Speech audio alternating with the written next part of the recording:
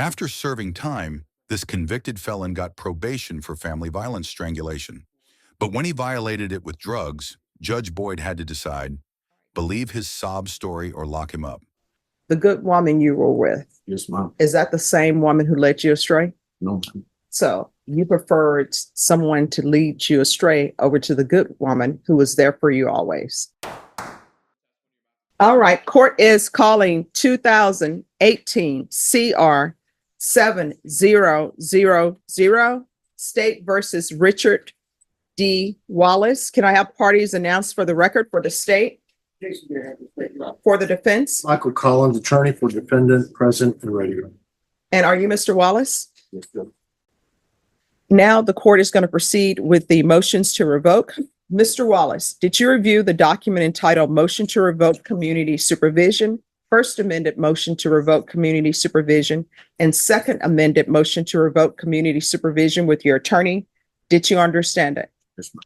Are you the same Richard D. Wallace who was placed on community supervision in 2018 CR 7000 for the offense of assault, intentionally or reckless breathing, circulation, family, with a previous conviction on December 17, 2018 for a term of 7 years? Is that you?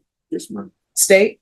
Yes, Your Honor, on the Second Amendment motion to revoke, violating condition number 1, on or about the 20th day of June 2024, Bear County Justice Defendant Richard D. Wallace committed the offense of possession of controlled substance violation of condition number 1.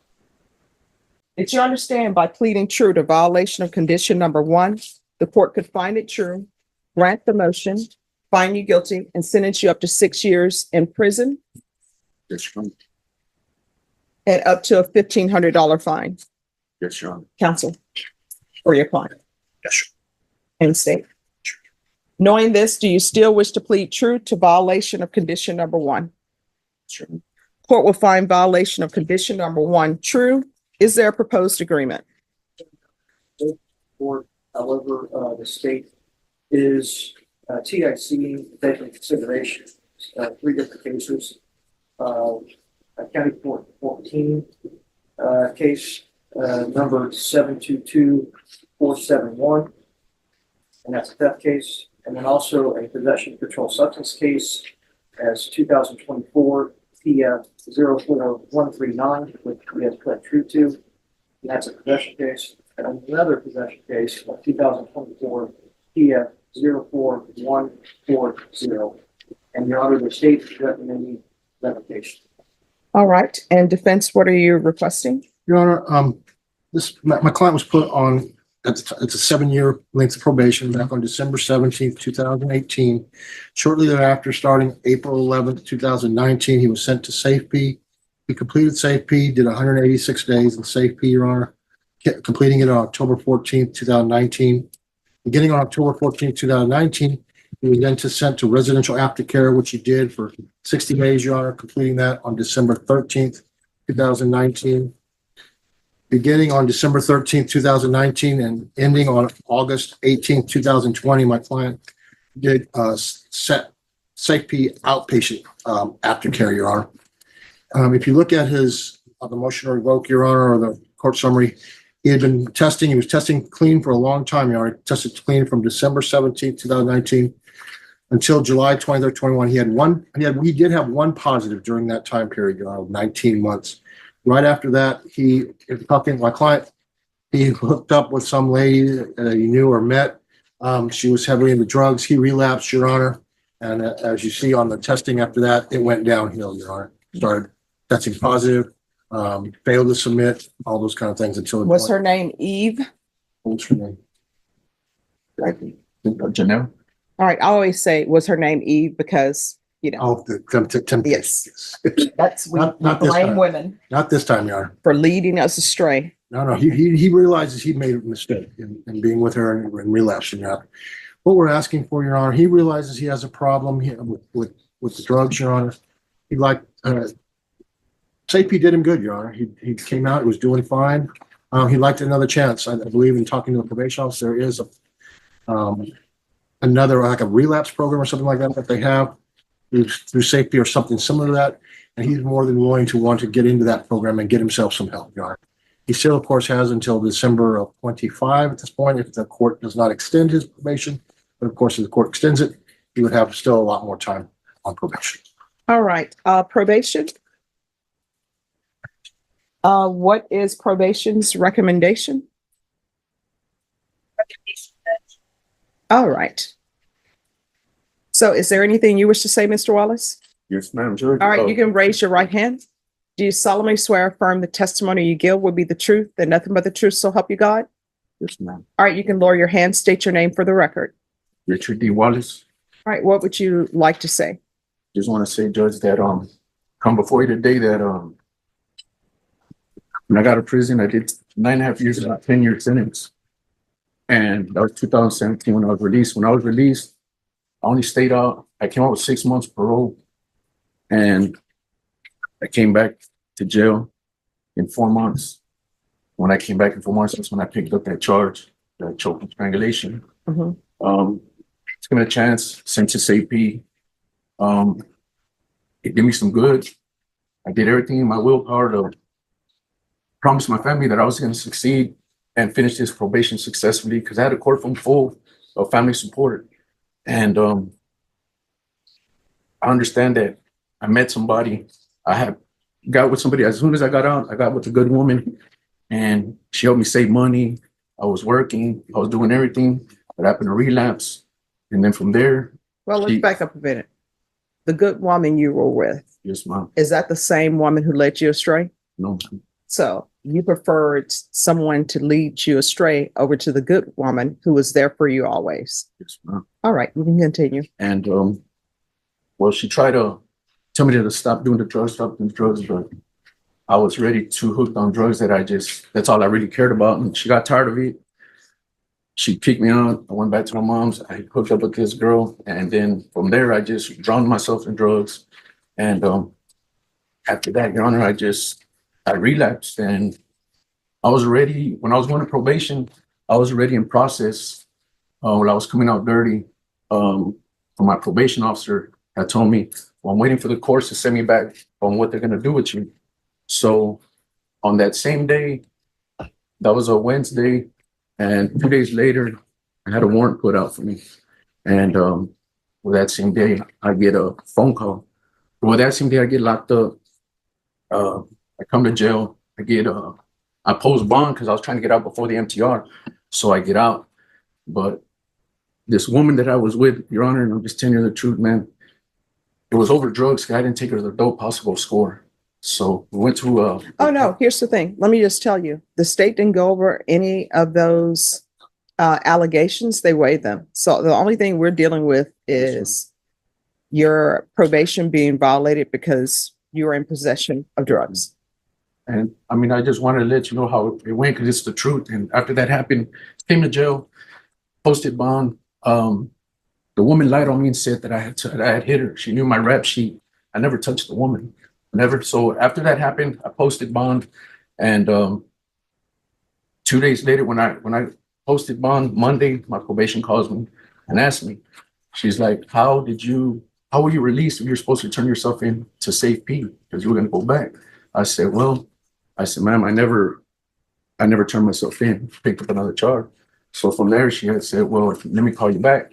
Well, from then, my phone died out, and I never heard nothing. So I just left it like that. So I stayed on the run for a year. And that's just the truth, Your Honor. The only thing is that I'm asking you is that my life and my future is in your hands, you know? And all I'm asking is a chance. I'm coming to you for help so you can help me so I could successfully complete this probation. And I'm asking you that it's you that has the authority, the control, and the power, that either you could help me, send me back to prison, or you can release me. And if it's in your will to put me in an outpatient or rehab, and I'm willing to do whatever the stipulations that you want to give me, I'm willing to do. And I leave it to you, Your Honor. And just for the record, I just didn't feel that with the VA, I tried to explain this, but I didn't have the chance. So I said, you know what, I'll just put my life into your hands and I'll let you decide. Okay. Any questions, defense? State, any questions? All right. Could I have those printed out pages, please? All right, the court is finding violation of condition number 1 true. I want you to know that I always listen, and people who come before me, I see every person who comes before me as a human being. I don't see people as criminals. That is why normally I will call people the accused, because that's what they are. I try to stay away from calling people defendants and giving anybody, be it for the state or the defense, certain labels, because I think once you start giving those labels, then your mind switches to a different place. So I see you as an accused person. And I understand that there's been help for you. And the reason, when you're sent to safety and other places, I know that once you successfully complete safety, they place you in outpatient treatment. And when those things are done, you've been given the tools to stay clean and sober. And those tools are calling your sponsor, calling your probation officer and saying, hey, I'm back in the throes of my addiction. Can you help me? And both the state and the defense know that people who are placed on probation with me, normally, if it's an addiction issue for them personally, they're not picking up new charges. They are not hurting other people. They're hurting themselves. I will usually try to work with you and get you to an inpatient treatment. And if people don't want it, they don't want it. We can say, I tried, the state tried, the council tried. All right. Your case is something that's completely different. So I'm going to find number 1 true, take in consideration county court cause number 147. I'm sorry, take in consideration county court 14 cause number 722471, 2024 PF 04139, 2024 PF 04140. I'm going to give you credit for the time that was successfully completed in inpatient treatment, not the aftercare portion, just inpatient at safety. And of course, give you credit for any time served, which the court must do. There's a $1,500 fine. Time and money will run concurrent. I'm going to revoke you. I'll suggest the therapeutic community. You'll have to sign up for it. I have no jurisdiction to have you placed in that program. That program doesn't increase the length of time that you're in custody, but hopefully it will help you with your addictions. When you're released from prison, if you can't find a place for inpatient treatment, if you come back here, I will call around to make sure you get in place at an inpatient treatment facility. Does anyone wish to speak to length? Yes, Judge, I mean, considering that it was suggested 7 before yesterday, the state's requested 6 years. All right, defense. Your Honor, in light of my client, having gone through inpatient programs, outpatient programs, aftercare programs, Your Honor, and coming to the court and explaining that he still has problems with drugs, being very forthright to the court, we'd ask that the sentence be closer to 2 years, Your Honor.